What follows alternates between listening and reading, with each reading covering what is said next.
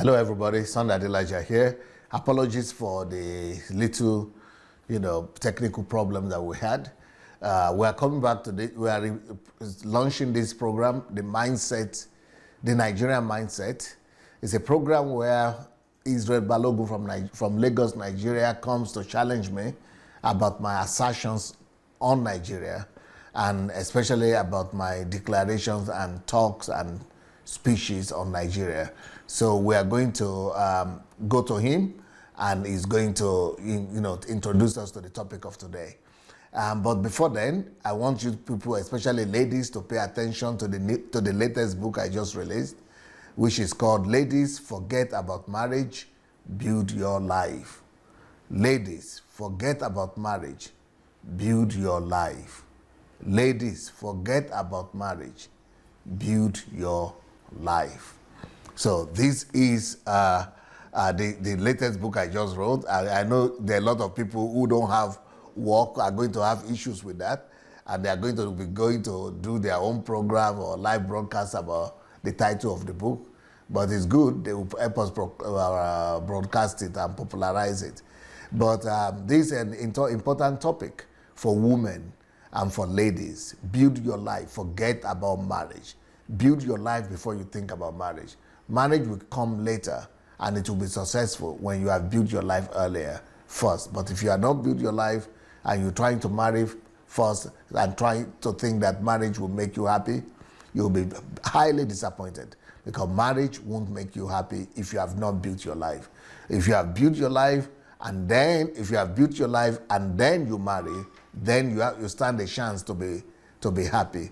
But if you want to be happy, and while you have not built your life, through marriage is going to let you down big time.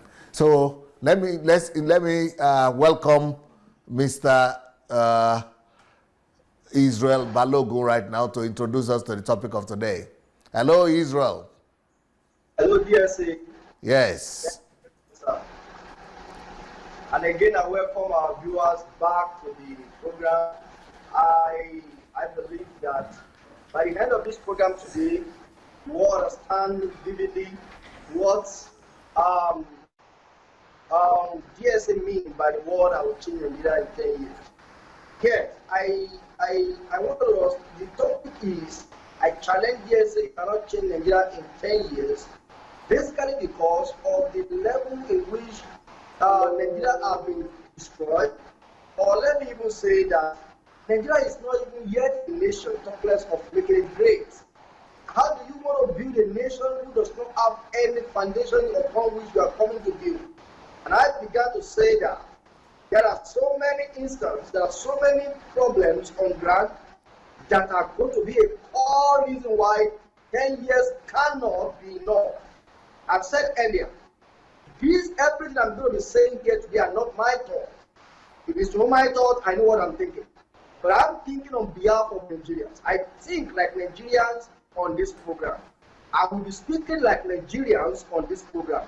And therefore, so that DSA can approach the problem as if it's approaching or addressing Nigeria.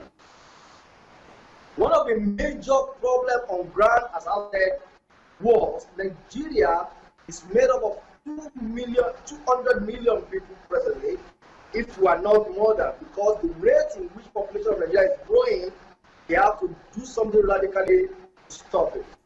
But as the number increases, the level of poverty increases, the level of unemployment increases. I have many other factors. I just decided to start from that because I saw the greatest weapon in the hand of elites to be the level in which people do not have access to basic life, basic things in life. Basic things in life. People do not have access to them. No job, no good hospital, no good road, no those things. Those are the tools in the hand of elite. Now, DSA says, I am coming to bring redemption to this kind of people. How is that possible? Which magic are you going to perform to make this happen? This is where I want us to start from. Thank you, sir. Yes, so the topic is DSA, I challenge you you can't change Nigeria in 10 years. Well, first of all, I would like to say that what I said is that 10 years after I get to Nigeria, stone me, deny me if Nigeria will not change. I don't say Nigeria will become, the best country or the first country, the leading country in the world immediately. But what matters sometimes is not to have completed the journey. What matters sometimes is not to have gotten to your destination sometimes. Sometimes it is more important to start the journey or the process than to get to the destination. So what I am going to do, I don't say in my lifetime even that Nigeria will become the Nigeria of my dream, even in my lifetime. My lifetime might not be enough for it. But what I would do in the first 10 years will have removed a lot of shame from Nigeria. In the next 10 years after I get to Nigeria, once my feet touch Nigeria, 10 years after, people will be proud to be Nigerians. 10 years later, people will stop running away from Nigeria. 10 years after I step to Nigeria like this, the changes that you would have seen in the country would have been so overwhelmingly different from what we have today. So that's what I am saying. I'm going to trigger something. Something is going to be triggered. Something is going to so radically change that people will say, yes, Nigeria is moving forward. So that is what I want to bring to the table. That's what I believe that I can bring to the table. Even the country, Ukraine, where I am right now, it has not become an ideal country, but it has changed drastically from the Ukraine I came to. But because of my effort as well, because of my contribution, same will happen with Nigeria. We are going to bring enough to the table to make sure that we trigger a process of change, development, and civilization. So that by the time in the next 10 years after I step in Nigeria like this, that I've arrived, everybody will begin to say, something has changed though. Just like, let's take the example that everybody can relate with because it's just of recent. When I started doing my live broadcast on Facebook, almost nobody really know who I was and what I preach. Even the ones that knew about me, they only know that there is a Nigerian somewhere who is, doing a good job or who has a big church in Europe, but they don't really know what I stand for or my doctrines and my principles. But I said, when I was starting that broadcast, I said, we want to change the church in Nigeria. That the church in Nigeria has been hijacked, that I'm bringing a revolution. I said I was bringing a reformation and revolution to the Nigerian church. I said we were coming like temple cleansers and idol smashers. This was 3 years ago I started the live broadcast, but I started doing this, direct talk about Nigerian church 2007, less than 2 years now, 1.5 years. Now, in 1.5 years, when I started addressing the Nigerian church like squarely, there is no way for people to say they have not felt that there's a change happening in the Nigerian church already. That's the kind of thing I'm talking about. It has not changed though, but the process has been started. So the same kind of thing that I'm bringing to the table and I'm expecting to happen when I get to Nigeria. But this time, it's not just going to be religious sphere or psychological sphere. It's going to be we are going to trigger a movement of national redemption and national transformation. Not just me, but with all kind of people that God is going to bring. But I know who I am and I know what I've done. And before anybody tries or will try to condemn me in a hurry, I will advise them not to be too much in a hurry to condemn me. Because if they know who is talking and who DSA is, they will know that this man is an expert in doing what people have regarded as impossible to be done. Everything I've done in my life has always been impossible to do. From me leaving my village in Idomila to being here, it's impossible. It's an impossible thing. For me raising up 200 millionaires in 3 years, it's an impossible thing. From me coming to lead the 100% white church or 99% white church in Europe, is an almost impossible thing. For me to have built a church of 100,000 people, in Europe is almost an impossible feat. For me to have to have started a revolution, political revolution in a foreign land is almost impossible. So for me to have written almost 400-500 books now is almost impossible. Everything that I've done has been regarded or almost seen as something impossible by normal standard and to normal people. So before you outrightly condemn me and say I will fail, you have to also weigh that judgment and that assertion on the facts of what I have done and who I am. So I'm not an empty vessel that is just screaming and just shouting. And I don't want to convince anybody. I don't need to convince anybody. I said they should wait once I get to the ground. That in the next 10 years after, that is when they should judge me. They should judge me not by my talk only, but by my action. And the actions are going to come. But also, when we talk about changing Nigeria, as a country, for me, Nigeria is a failure right now. Nigeria is not just a failure, but it's not even a country yet. For me, that's why my approach to coming to Nigeria is resurrecting and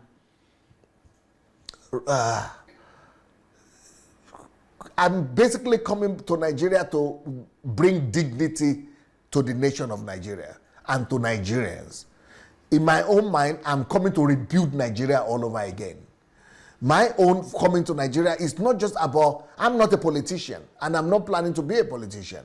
If God will not change anything, but I hope He will not change anything in that sense. I think being a politician for me is a demotion. So I don't want to be a politician. But what I want to bring to Nigeria is to rebuild the whole of Nigeria. I want to rebuild Nigeria by the grace of God.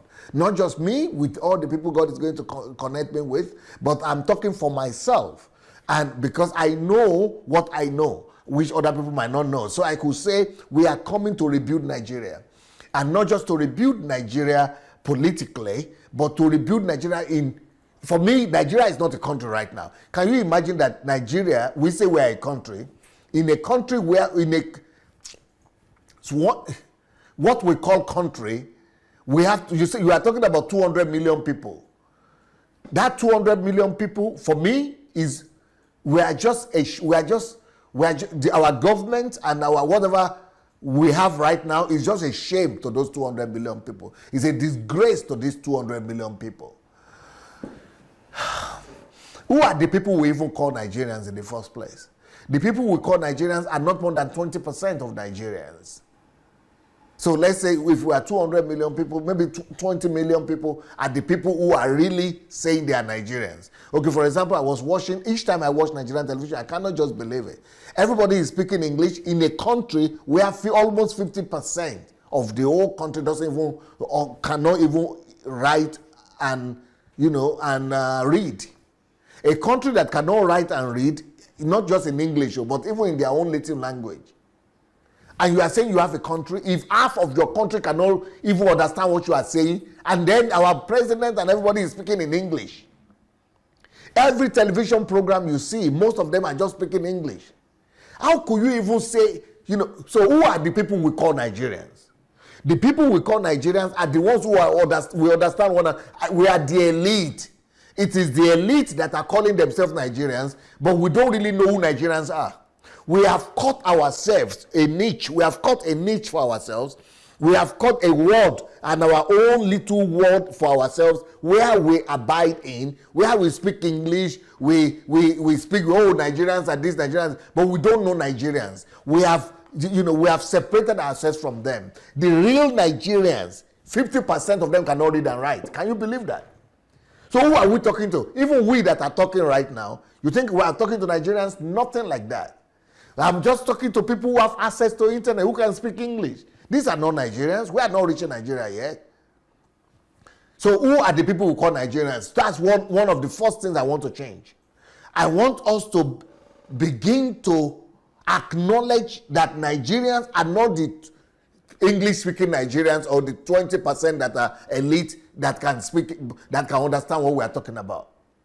I want us to acknowledge that no, Nigerians are those 80% that are voiceless, soundless, and that are oblivion in their own country. Those people are the ones I want us to awake and give life to. You know, like I heard a phrase one time in one of the Nigerian churches. They say Nigerians, they have what they call mass or crowd control service or something like that. You know, these are people like ushers. They call them the crowd control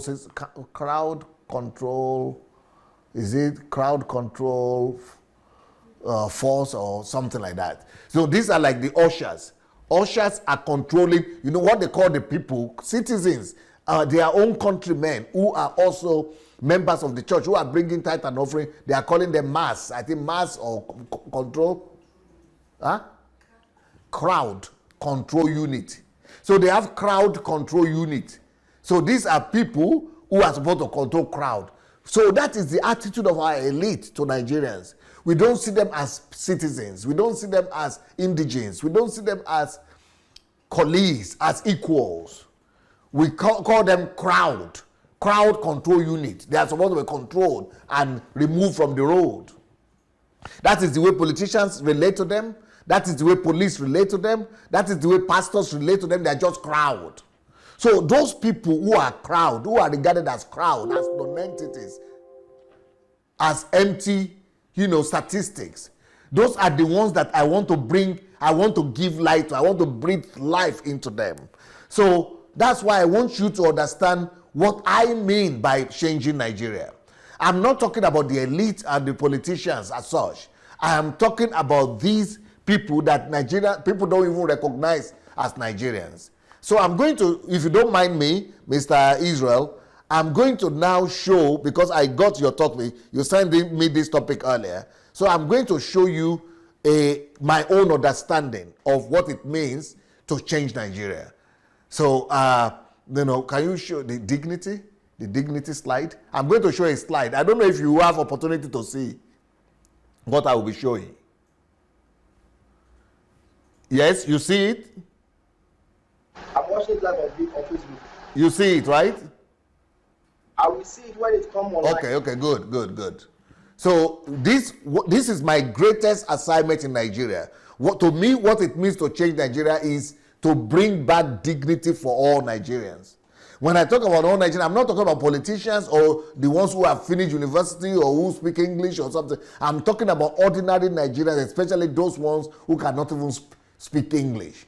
Can you imagine? Okay, one of the things I said that is a disgrace to say we are a country right now. You see the map.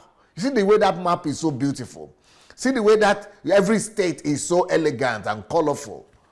But there are 200 million people living in that place. And out of that 200 million people, can I tell you something that make me to want to go to Nigeria? The more I know about, for 3 years now, I've been studying Nigeria, their problems and how I'm going to fix them. Let me tell you just one of the problems of Nigeria that is challenging me, that I want to go and fix. Can you imagine that Nigeria, these 200 million people you are seeing in that place, only 15% of them know what toilet is, what modern toilet is, who have toilet in their houses. And you are talking of employment. Employment is okay, but I'm talking about things that, you cannot say a country or a people that don't even know what toilet is, that they are a people, or they have dignity, or they are individual, or they are respected, or I'm not talking of one town or one village. When you take the whole of Nigeria, the totality of Nigeria, only 15% of these people, and we, the elite, some of us are in that 15%. And we don't care for anything. We don't even think about it.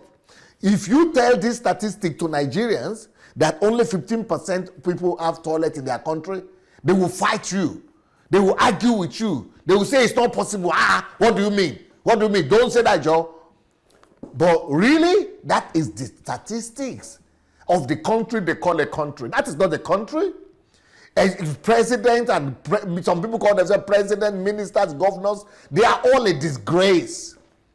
If you are a president or a governor, a millionaire or a rich or billionaire, you call yourself anything.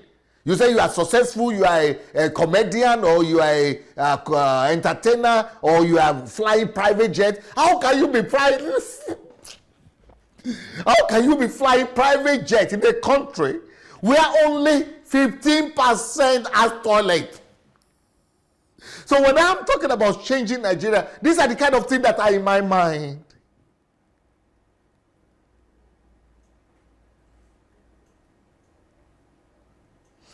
I want to remove that shame by God's grace. I want God to help me, and I know He has helped me already. It is now my own duty to take responsibility. I want to take responsibility for something like this. To remove that shame from this nation and from these people called Nigerians. Because if only 15% has toilet in their houses, and out of those toilets that they have in their houses, I'm not sure all of them have water flowing inside it to flush it. That is one. Then, what are the rest? Somebody will ask, what about the rest of the people? What are they doing?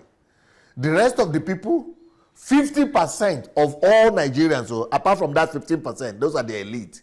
Then 50% who are average.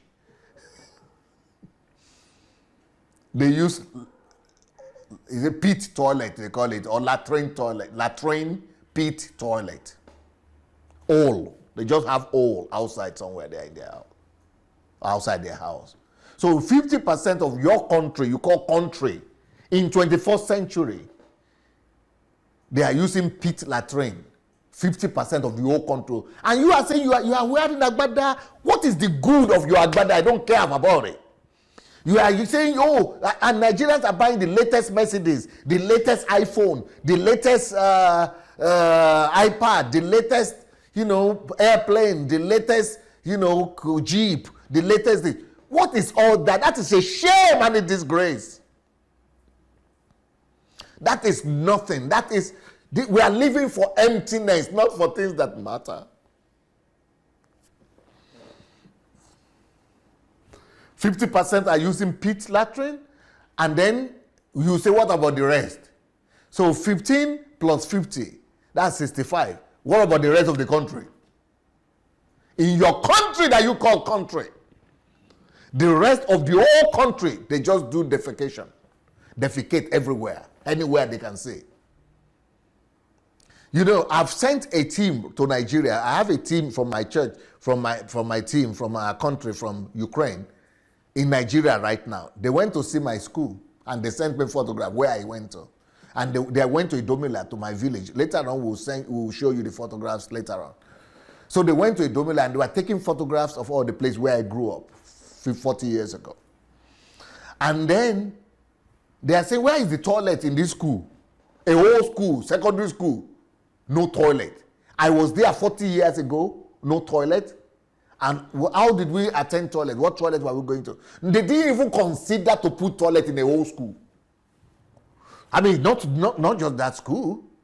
Many schools too. We don't even have building. Talk less of toilet. You are talking toilet.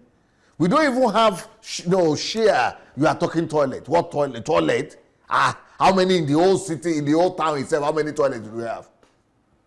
Can you imagine that I never saw toilet going up in my own village until when I was already in secondary school? Some people, one man, returned back to the village from the town after he retired as a railway worker. He got his pension and then built a latrine pit. He did a pit in his house. That was the first toilet, pit latrine, that I saw in my village. I was already 17 years old. So how did I go to toilet and the rest of my whole village? Bush. Me, myself, that you are looking at right here.